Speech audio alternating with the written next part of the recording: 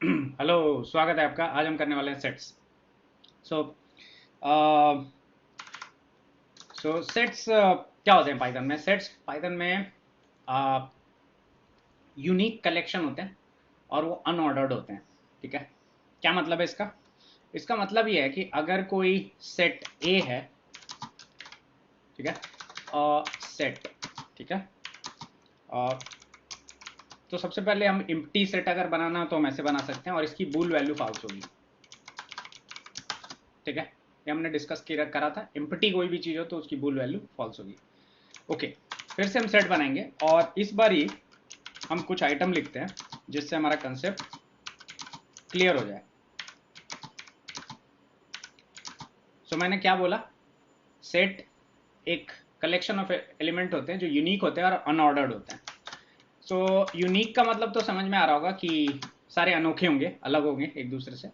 Unordered का मतलब ये है कि जिस ऑर्डर में मैंने एंट्री करी है, जरूरी नहीं है कि सेट उसी ऑर्डर में अपने आप में चीज़ों को रखे। तो ये बिल्कुल रैंडम होता है, मतलब ऐसा कुछ कोई रूल नहीं है कि किस तरह से ये इसके अंदर दिखेगा। या आपके मशीन में हो सकता है किसी और तरीके से दिखे, ठीक है ना। तो ये अनऑर्डर्ड होते हैं। तो अनऑर्डर्ड होते हैं, इसी वजह से सेट्स को आप इंडेक्स नहीं कर सकते, ठीक है ना। ये पॉसिबल नहीं ऑपरेशन, ठीक है। और इसी वजह से इसके अंदर डंडर गेट आइटम नहीं मिलेगा आपको, ठीक है ना। ये होता ही नहीं है सेट्स के अंदर। अगर आप dir मारोगे सेट्स के ऑब्जेक्ट पे तो आपको गेट आइटम नहीं दिखेगा, क्योंकि gate item is responsible for indexing. Indexing के लिए गेट आइटम रिस्पॉन्सिबल होता है। तो गेट आइटम है नहीं तो इंडेक्स नहीं कर सकते, बट अब लूप कर सकते हैं। इंडेक्स नहीं कर सकते बट आप लूप कर सकते हैं। दोनों अलग अलग चीज है। हम लूप्स जब से करेंगे तो समझने की कोशिश करेंगे। इंडेक्स वाइज आइटम फेच करना और लूप करने में अंतर होता है। लूप कर सकते हो बट इंडेक्स नहीं निकाल सकते। ओके, बढ़िया। अब सेट जो होते हैं, अब सेट जो है ना, पाइथन का सेट थोड़ा सा वियर्ड होता है। जैसे बचपन में जब हम सेट पढ़ते थे तो हम एक ही तरह का ऑब्जेक्ट रखते थे, राइट। बट पाइथन का सेट ना कुछ भी रख सकता है। मतलब पाइथन का सेट ऐसा भी हो सकता है, ये पॉसिबल है, ठीक है। तो मैथ से थोड़ा सा अलग होता है प्रोग्रामिंग। तो इस सेंस में आप देखो कि आप डिफरेंट ऑब्जेक्ट टाइप भी रख सकते हो सेट के अंदर, सेट कंप्लेंट नहीं करेगा। पर इसका एक रिस्ट्रिक्शन है, इसके अंदर आप ये नहीं कर सकते,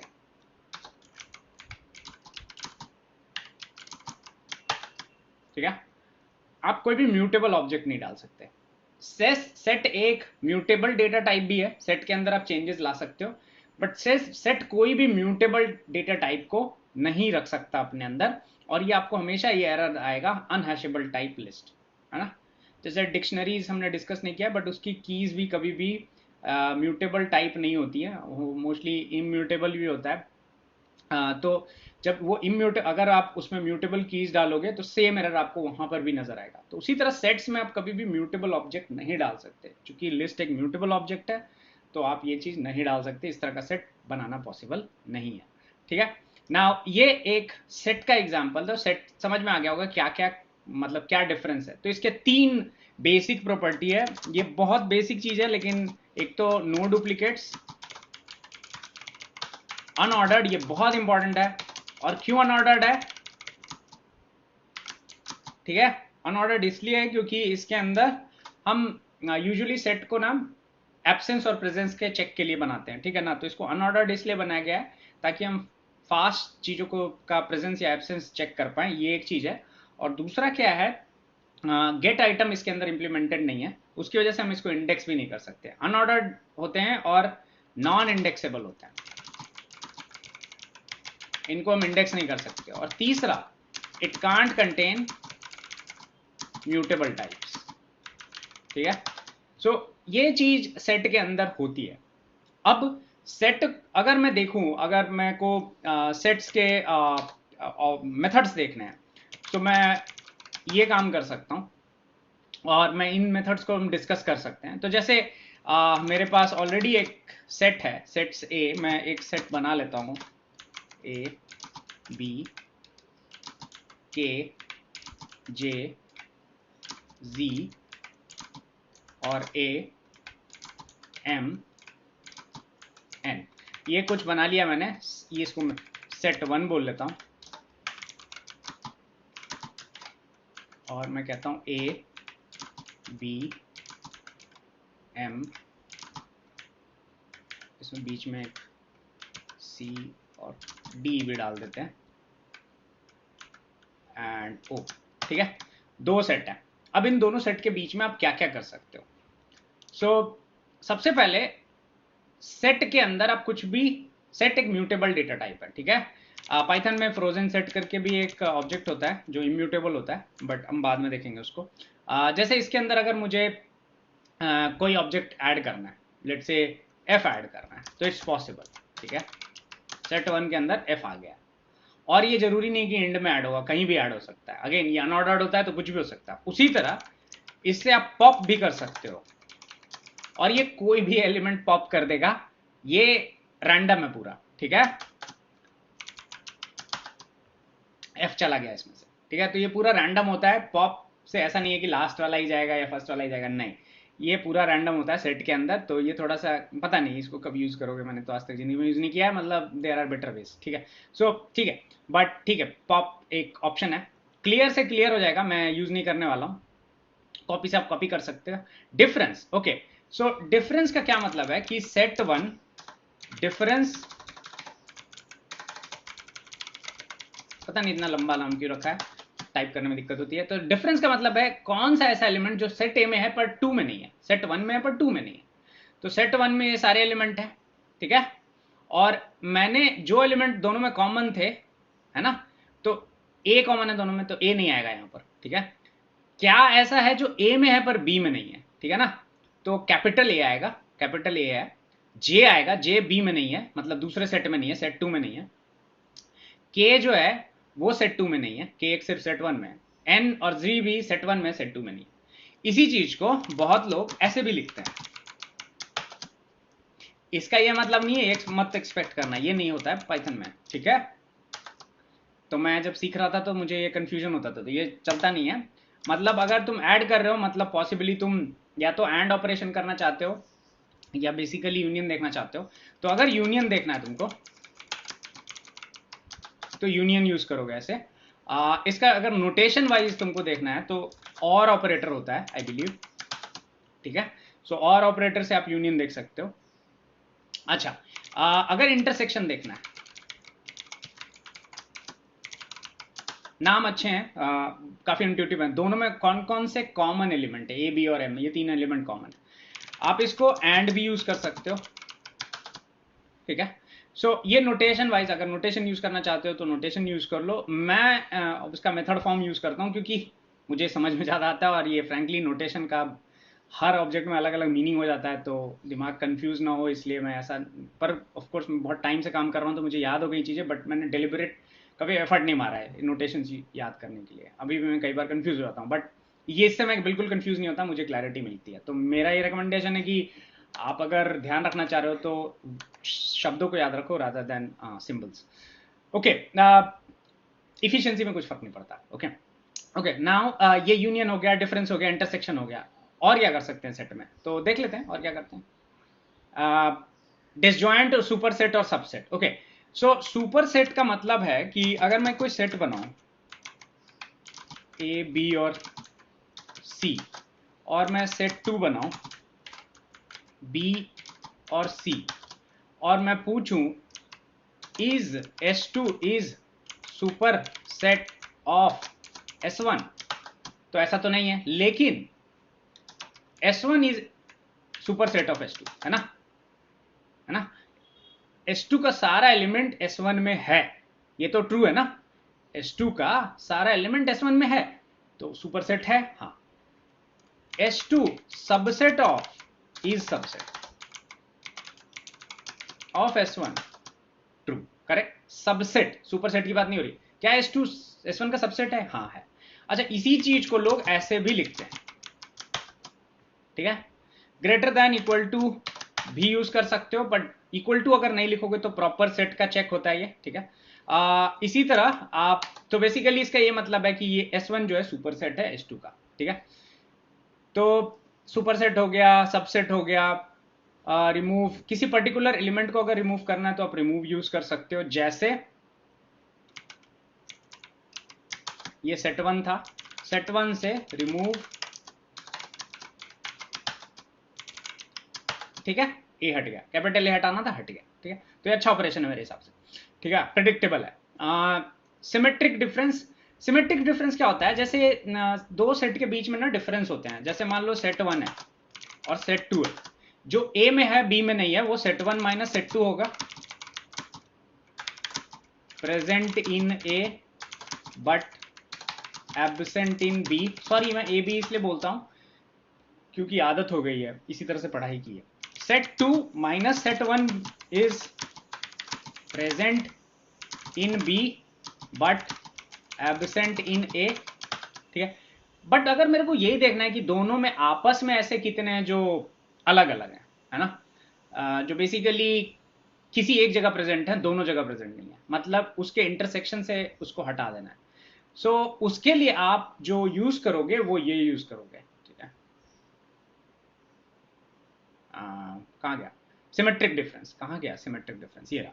तो सिमेट्रिक डिफरेंस जो है, अगर मैं बोलूं सेट 1 डॉट,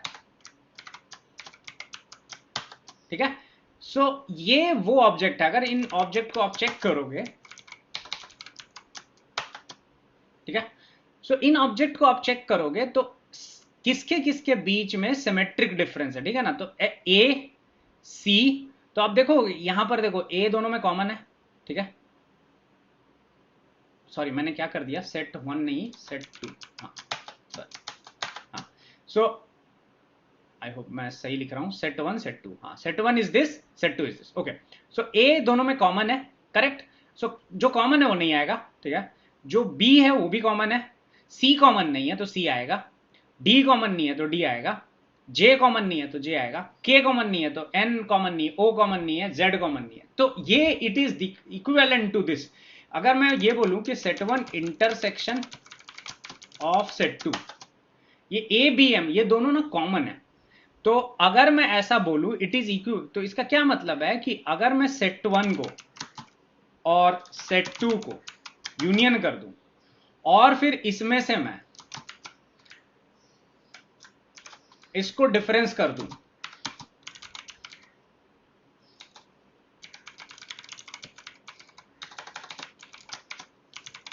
है ना, सो ये जो रिजल्ट आएगा ये तुम्हारे इसके बराबर होगा, यही होता है symmetric difference.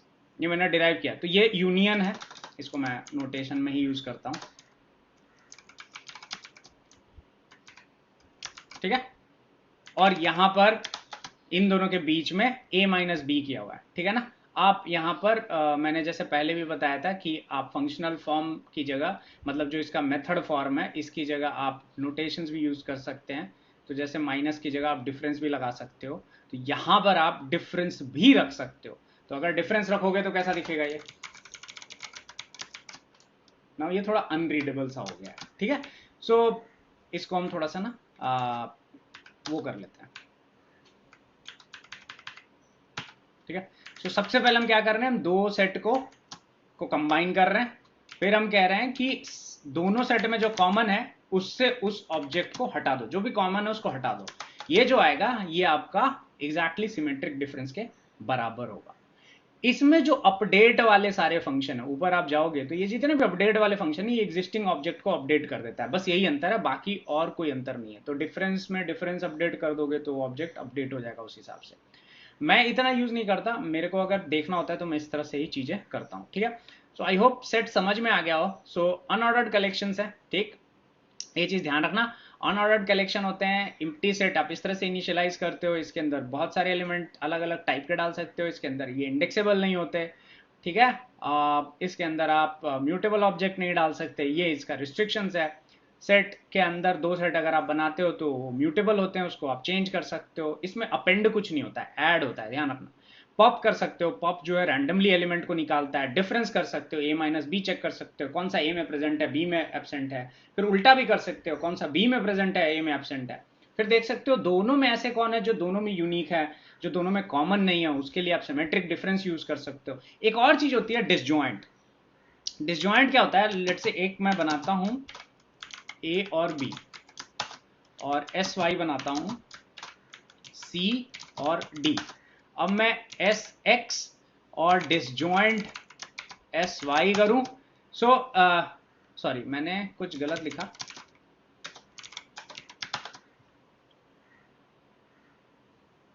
I am sure मैंने कुछ गलत लिखा है, is disjoint. Okay, so S1 is disjoint, is disjoint of SY, ठीक है। Joint, this joint, again spelling नहीं गलत सही लिखोगे तो कुछ भी सही नहीं आएगा। तो क्या डिसजॉइंट है? हाँ ट्रू है, दोनों में कुछ भी कॉमन नहीं है। अगर ये ऑब्जेक्ट ऐसा होता तो ये फॉल्स आएगा। तो डिसजॉइंट का मतलब दोनों का जो ऑब्जेक्ट है एकदम डिफरेंट है। कहने का मतलब इसका ये भी मतलब है कि अगर मान लो ये ऑब्जेक्ट ऐसा है,